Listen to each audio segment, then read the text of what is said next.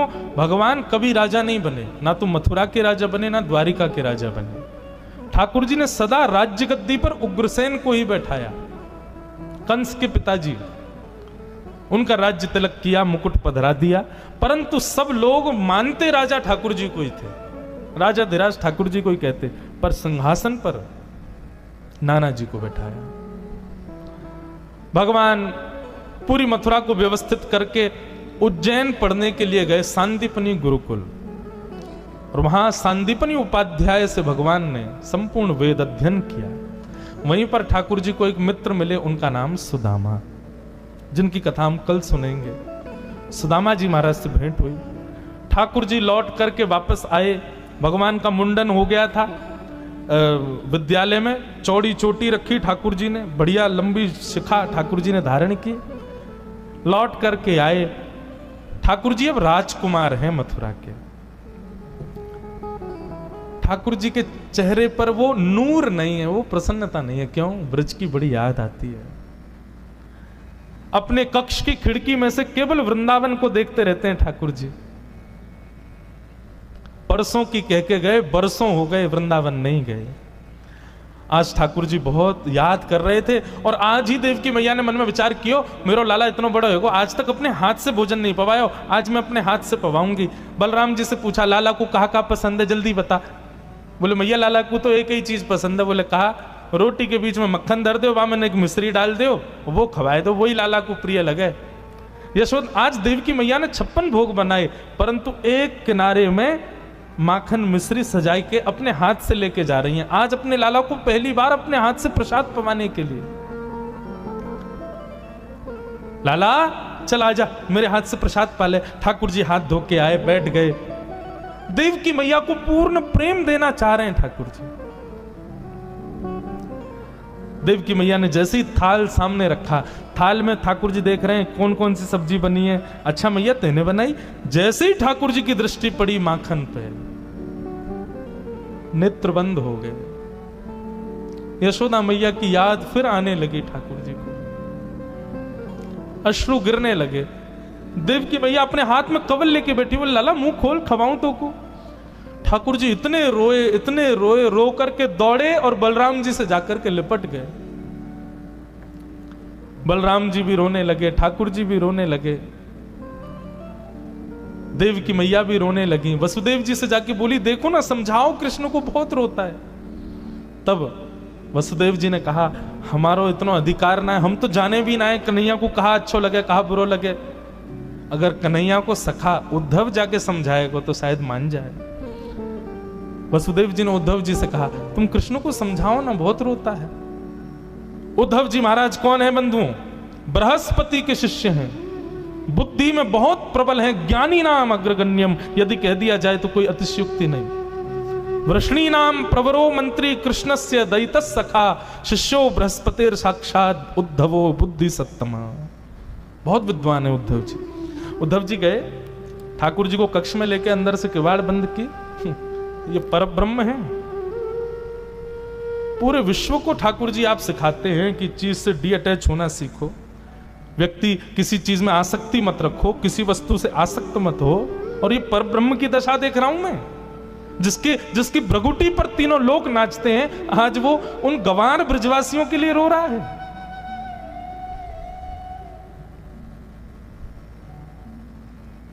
ठाकुर जी बोले, उद्धव तुमने कभी प्रेम देखा है अपने जीवन में?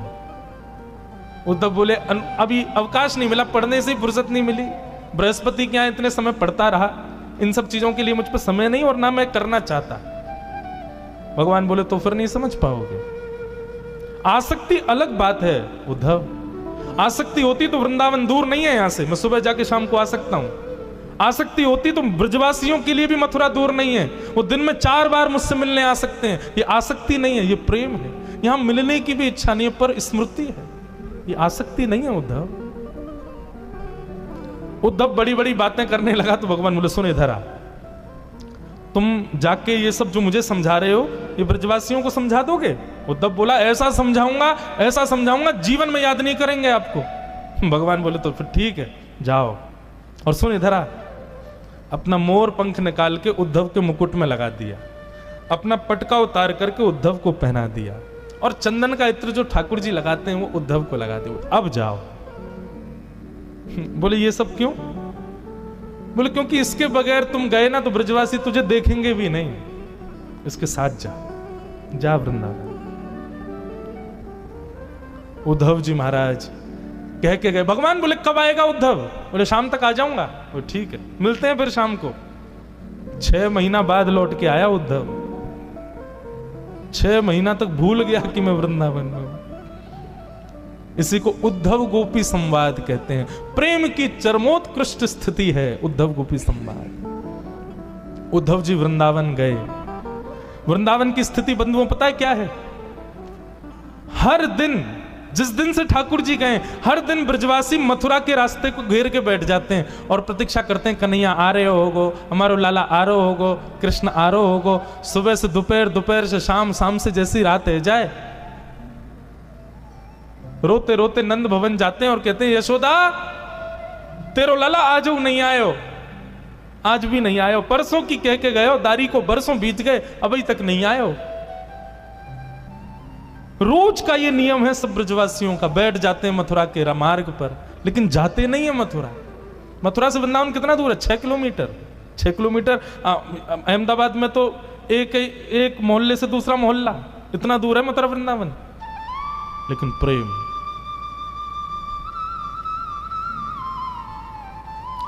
आज जैसे उद्धव जी का रथ आता दिखा, ओहो, रथ देखते ही मानो ब्रजवासियों के प्राण आ गए। सब दौड़ गए, बोले अरे लाला आगो, कन्हैया आगो, हमारो कन्हैया आगो, हमारो श्याम सुंदर आगो, हमारो मधुसूदन आगो।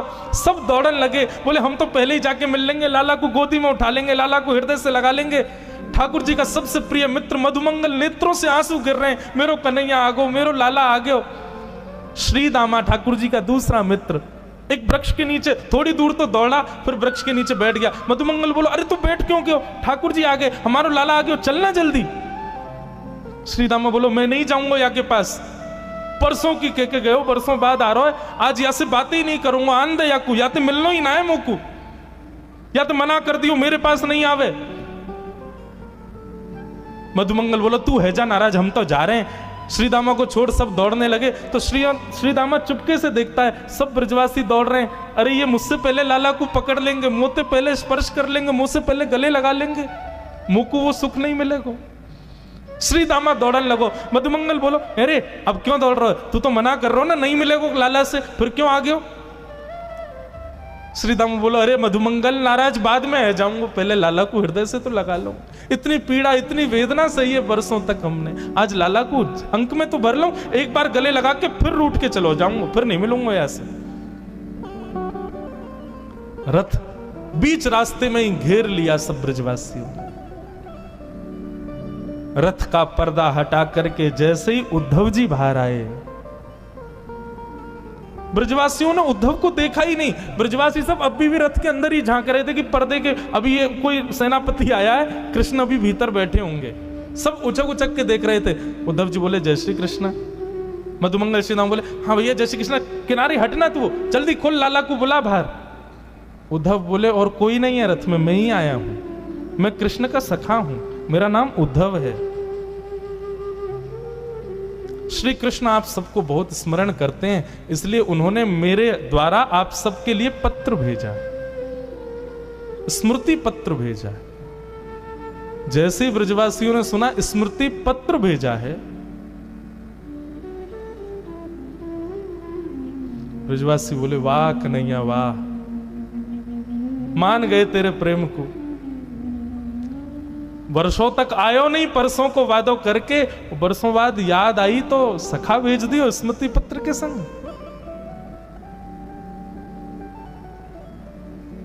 लेकिन अब किससे कहें, उद्धव से क्या कहें ब्रजवासी? मानो मधुमंगल श्रीदामा तो वहीं बैठ गए। उद्धव ने कहा क्षमा करें पर मुझे शीघ्रता है, आप ये बताएंगे कि नंदरानी यशोदा का घर कहां है? मधुमंगल बोला नदी दिख रही है, इसके किनारे किनारे चले जाओ, इस नदी का जहां उद्गम है ना वही है नंदरानी यशोदा का घर। बोले नदी का उद्गम घर से? नदी तो पहाड़ों से आती है, घर से कौन सी नदी आती है? मधुमंगल बोला तुम नहीं समझोगे। रोज कृष्ण विरह में ब्रज की गोपियां नंदरानी यशोदा आपस में मिलजुल करके कन्हैया की लीलाओं का चिंतन करती हैं, रुदन करती हैं। वर्षों से रो रही उन गोपियों के नेत्रों के अश्रु नदी बन के बह रहे हैं। उद्धव जाओ, इसका उद्गम जाए वही नंद भवन है। उद्धव को पहला झटका तो वहीं लगा। उद्धव के विचार में भी नहीं था ऐसा प्रेम होगा ब्रजवासियों का।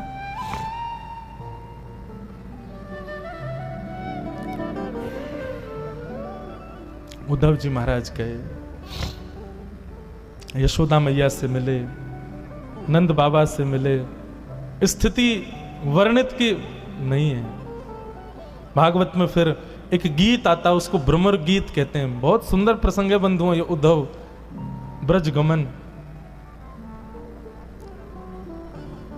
गोपियां आपस में चर्चा कर रही हैं, उद्धव बैठ करके सुन रहे हैं। कोई गोपी कह रही है कल तो कन्हैया ने मेरी मटकी फोड़ दी। मैंने कही अरे लाला तेने मटकी क्यों फोड़ी? बोले तू नहा के ना आई ना, या मेरे तो नवा दियो मैंने। कोई गोपी कुछ बता रही है, कोई गोपी कुछ बता रही है। सबकी बातें उद्धव सुन रहे हैं। सबके बीच में बैठी श्री जी, किशोरी जी, राधा रानी से किसी गोपी ने पूछा, बोले श्री जी हम सबके स्वप्न की बात आप सुन रही हो, आप अपने स्वप्न की भी तो बताओ। आपके स्वप्न में श्याम सुंदर कैसे आते हैं? किशोरी जी मंद मुस्का के बोले तुम बड़ी सौभाग्यशाली हो कि तुमको स्वप्न आता है, क्योंकि तुमको नींद आती है। पर जादना से कन्हैया गयो है, मेरी तो नींद ही वाक्य संग चली गई। मुझको सपने ही ना आवे। नींद ही ना आवे तो सपनों कैसे आवेगो? और सपनों ना आवे तो तुम्हें बताऊं कैसे?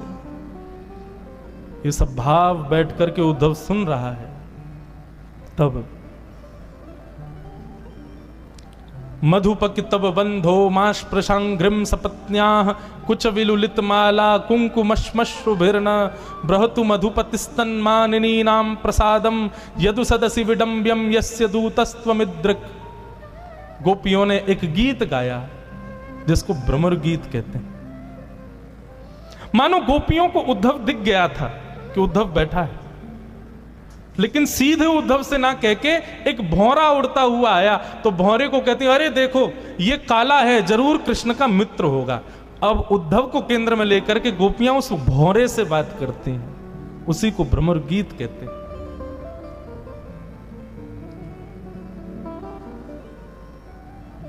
उद्धव जी महाराज गोपियों के चरणों में बैठ करके उनकी प्रेम की चर्चाएं सुन रहे हैं। सुनते सुनते सुनते सुनते 6 महीने बीत गए उद्धव जी को वृंदावन में।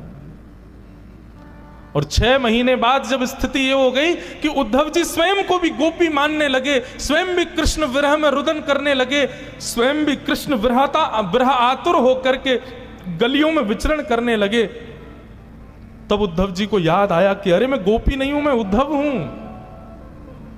दौड़े मथुरा की ओर, भगवान के कक्ष में पहुंच गए, हाथ पकड़ लिया। उद्धव जी की दशा बिल्कुल बिगड़ चुकी थी। उद्धव जी ने हाथ पकड़ा, बोले चलो मेरे साथ। भगवान बोले उद्धव तुम तो शाम को आ रहा था भाई, 6 महीना बाद लौट के आया है, क्या हुआ? ब्रज में सब ठीक है ना? तू तो कह रहा था ब्रजवासियों को बड़ी शिक्षा दे के आऊंगा, भूल जाएंगे आपको, ऐसा ऐसा बड़ी बड़ी बातें, क्या रहेगा? कहां गया सब? उद्धव घुटनों पे गिर गया, रोने लगा। बोले नाथ क्षमा कर दो, मैंने ज्ञान से श्रेष्ठ कभी किसी को नहीं माना, पर आज मैंने समझा कि जीवन का उद्देश्य तो ये प्रेम है जो ब्रजवासी आपसे करते हैं नाथ। मैं आपसे हाथ जोड़ के प्रार्थना करता हूं, भीख मांगता हूं, मुझे बस एक बात दे दो, एक वचन दे दो। ठाकुर जी बोले क्या चाहिए बता? आप ब्रज से बाहर मत जाओ, नहीं है जरूरत महाभारत युद्ध की, नहीं है जरूरत गीता ज्ञान की, आप कहीं मत जाओ, आप ब्रज में रहो। इन ब्रजवासियों को छोड़ने को आपका अधिकार नहीं है ठाकुर जी, मर जाएंगे आपके विरह में। ये वचन दे दो मुझको बस, आप मत जाओ कहीं, मैं संभाल लूंगा सब, आप रहो वहीं पे। देवकी को मैं संभालूंगा, वसुदेव जी को मैं संभालूंगा, पूरी द्वारिका नगरी मैं बसाऊंगा, सब कार्य आपके जो है सब मैं करूंगा, पर आप इन ब्रजवासियों के पास रहो, आप इनसे दूर मत जाओ। ठाकुर जी ने हृदय से लगा लिया, कस लिया उद्धव को। बोले उद्धव तुझे पता है मैंने तुझे वृंदावन क्यों भेजा? क्योंकि तू ज्ञानी तो बहुत है लेकिन प्रेमी नहीं था, अब तू प्रेमी हो गया। सुन, नेत्र बंद कर, उद्धव जी ने नेत्र बंद किए, वो बोले अब खोल के देख। जैसे ही खोल करके देखा तो पूरा ब्रजमंडल ठाकुर जी के कक्ष में ही बैठा था। मधुमंगल, श्रीदामा, सब गोपियां, सब ठाकुर जी के चारों तरफ बैठे थे। उद्धव बोला ये सब क्या हो रहा है नाथ? ठाकुर जी बोले ये सब मुझसे दूर कभी नहीं रहते उद्धव, ब्रज सदा मुझ में बसता है और मैं सदा ब्रज में ही बसता हूं, हम कभी अलग नहीं होते। मुझे क्यों भेजा फिर ब्रज? ठाकुर जी बोले केवल प्रेम सिखाने के लिए, क्योंकि आगे की यात्रा में तू मेरे साथ रहने वाला है। तू ज्ञानी तो बहुत है, प्रेमी नहीं है, इसलिए प्रेम पढ़ाने के लिए।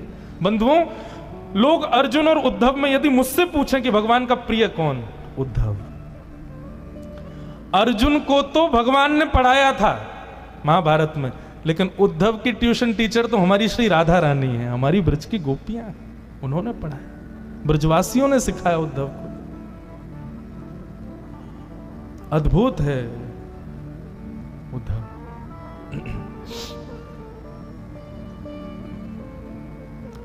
उद्धव, पता है आपको भागवत में भगवान क्या कहते हैं? उद्धव के विषय में भगवान कहते हैं वो मैं ही हूं, वो मुझसे अलग नहीं है। यदि कभी तुमको उद्धव मिल जाए तो यही समझना श्री कृष्ण है, उसको प्रणाम कर लेना। और ये बात कब लागू हुई? जब उद्धव ब्रज चला गया, वृंदावन चला गया। वृंदावन से आने के बाद उद्धव का वो निर्माण हुआ। ठाकुर जी कहते हैं ये मेरा ही स्वरूप, मेरा ही तदनुरूप है।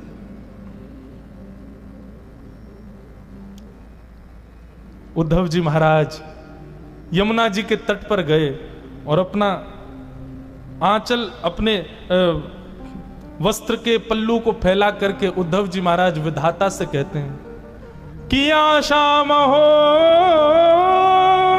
शरण रेणुज श्याम हम श्याम वृंदावने किमपि गुल मनतोषधीणा।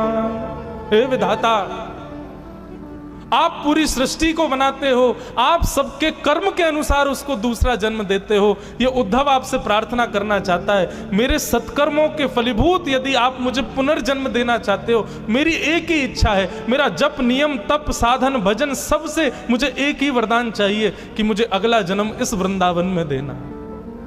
और एक और बात, मुझे मानव मत बनाना, एक वृक्ष बनाना। और वो वृक्ष भी कोई बहुत वृहद बड़ा नहीं, छोटा सा कोई पौधा मुझे बना देना, ताकि जब जब भी हवा चले इन ब्रजवासियों की, इन प्रेमी गोपिकाओं की चरण रज उड़ उड़ करके मुझे सनाती रहे, मैं सदा उस ब्रजरज में तल्लीन रहूं नाथ। बस यही मेरी प्रार्थना है। ये स्थिति उद्धव की।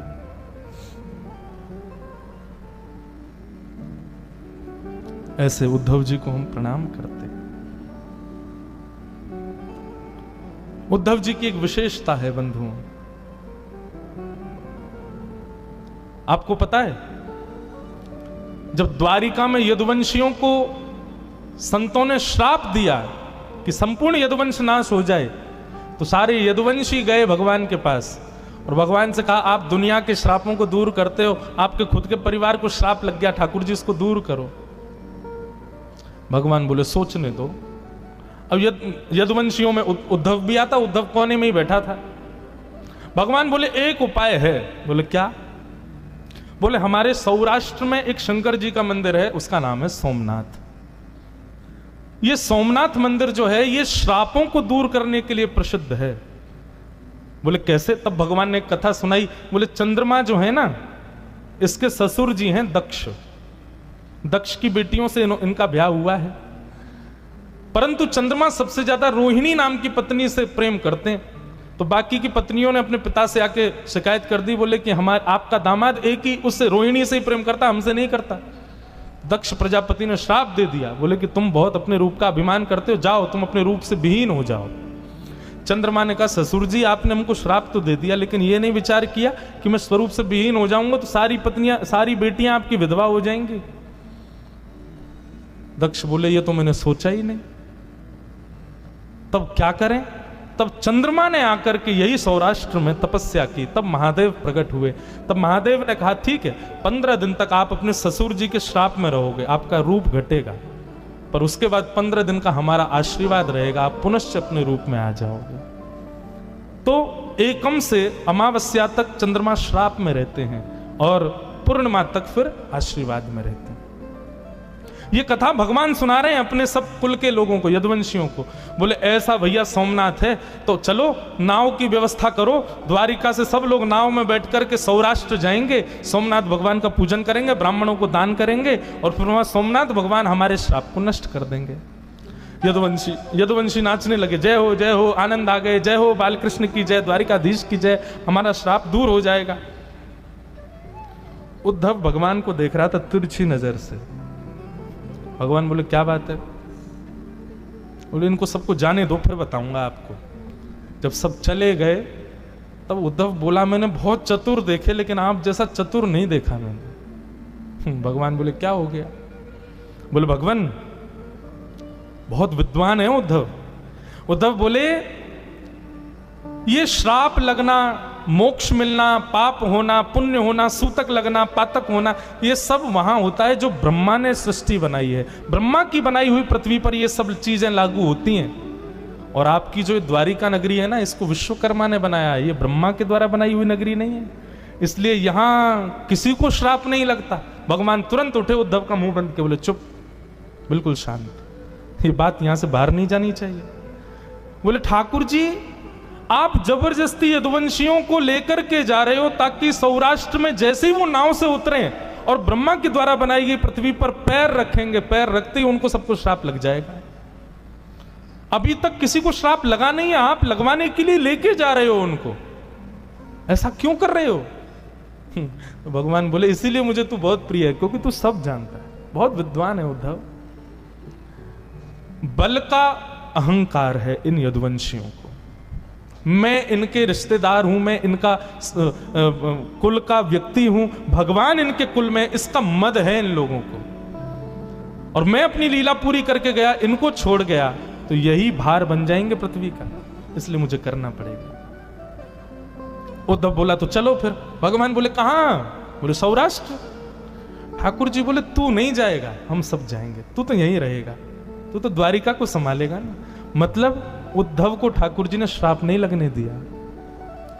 और जब भगवान श्राप लगवा करके वापस आए, सब यदुवंशी आपस में लड़ झगड़ करके मर गए, तब भगवान ने उद्धव को भागवत धर्म का ज्ञान दिया और तब अपनी पादुकाएं प्रदान कर दी। बोले उद्धव तुम मेरे सबसे प्रिय हो, इसलिए मैं तुमको बहुत बड़ी जिम्मेवारी दे रहा हूं। मेरे जाते ही कलयुग आ जाएगा, भक्ति के प्रचार के लिए अब तुम बद्रीनाथ जाओ और बद्रीनाथ में नारद जी को भेज करके वेदव्यास जी से श्रीमद् भागवत की रचना करवाना, ताकि कलयुग में मानव कल्याण हो सके।